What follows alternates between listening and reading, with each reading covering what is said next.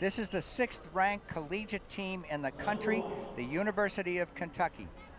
And they will lead off with K.L. Clark is running leadoff for them. Now, originally, Sydney McLaughlin, the fantastic freshman hurdler, was supposed to be leading off for them. We will see her in the 4x400. By the way, she set a world junior record in her very first hurdle race of the year last night. Here is how they will line up: Florida State in 3, Miami in 4, Arkansas and Kentucky in the middle of the track. That's where we expect most of the action.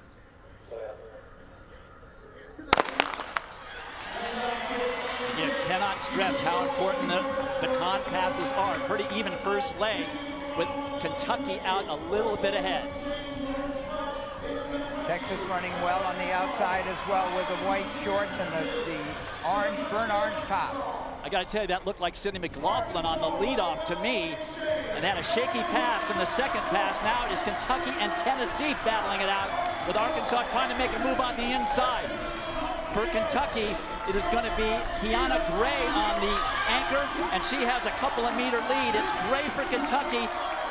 Arkansas is not going to be able to catch her. Now it's just a matter of the time, because it'll be the times from the 2 heats that will determine the point scorers, and Kentucky has dropped to 42.84. That is going to be faster than Virginia Tech ran in section 1, so Kentucky will get the 10 points for winning the 4x100 meter relay. And Dwight, this is the 5th fastest time run collegiately this year. You get into the 42s, you're outstanding. Great backstretch, great turn running. This is the 3rd turn. Watch the stick pass. See if the outgoing athlete slows it all. The left hand goes back. Very smooth passing for head coach Edric Florial's team. He is great with the sprinters, the hurdlers, and she is not to be denied. Look at this race. 42.84 100ths of a second. Only 4 other teams coming into this weekend had run this quickly collegiately. All right, that was definitely Sydney McLaughlin on the leadoff, but let's go down to the infield. Our first chance to see Jill Montgomery. Take it, Jill.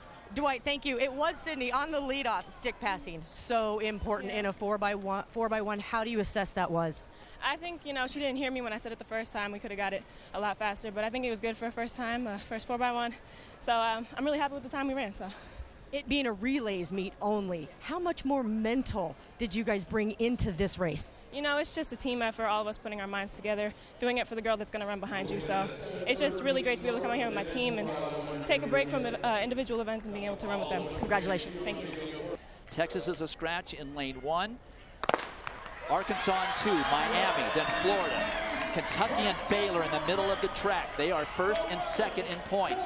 Then Stanford, Kansas, and Tennessee. Coming into this weekend, 5 of the 10 fastest collegiate women's 4x4s in the country are on the track right now. Led by Kentucky.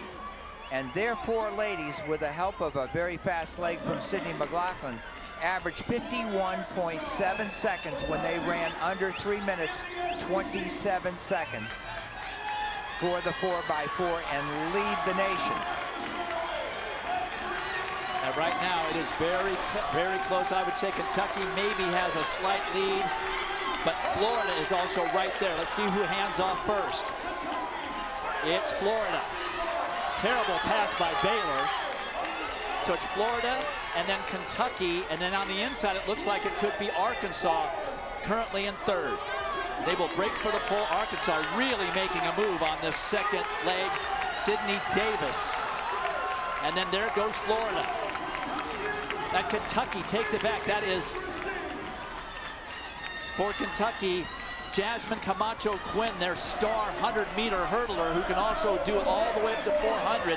She was a finalist at 200 meters indoors. Dwight, she's going to pass off to Sydney McLaughlin for this leg. And we'll try and tell you exactly what Sydney runs her 400-meter leg in. Look at the strength of Camacho-Quinn. She also ran in the Olympics hurdles for her native Puerto Rico. Now watch how smooth this fantastic freshman from Kentucky, Sydney McLaughlin, runs this 400-meter leg.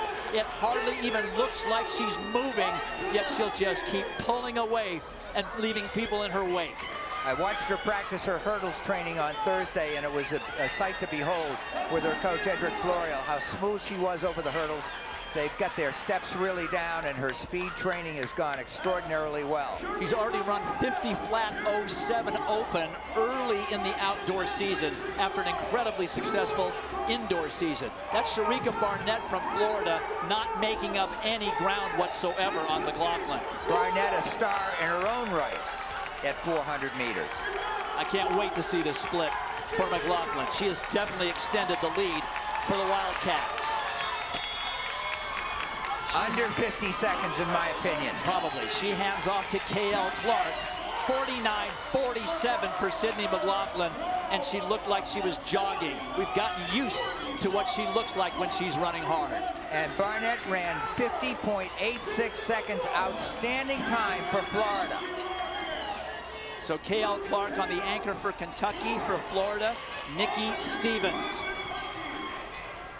So outside of a dropped baton or running on the inside of the curve, Kentucky is going to win this race and win the first national relay championship and take it back to Lexington.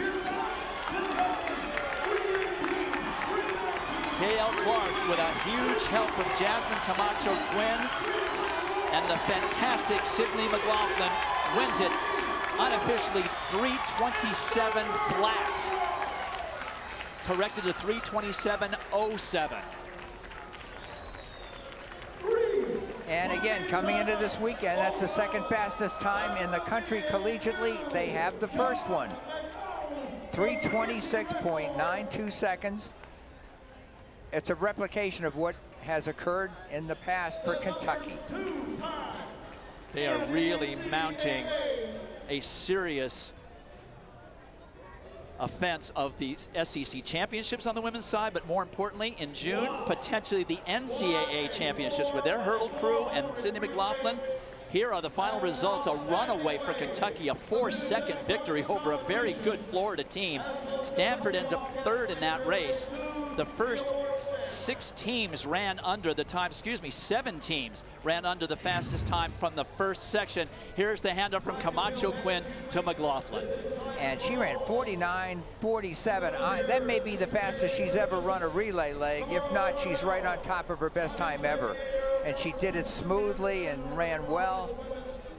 You know, when you run the hurdles in 53.60 seconds, and it's a lifetime best type thing, you know you're ready for greatness at 400 meters on the flat. Yeah, I just don't think that you can keep Sydney McLaughlin under the world record for 400 hurdles for more than another season or two, and that would put her right at the Olympics.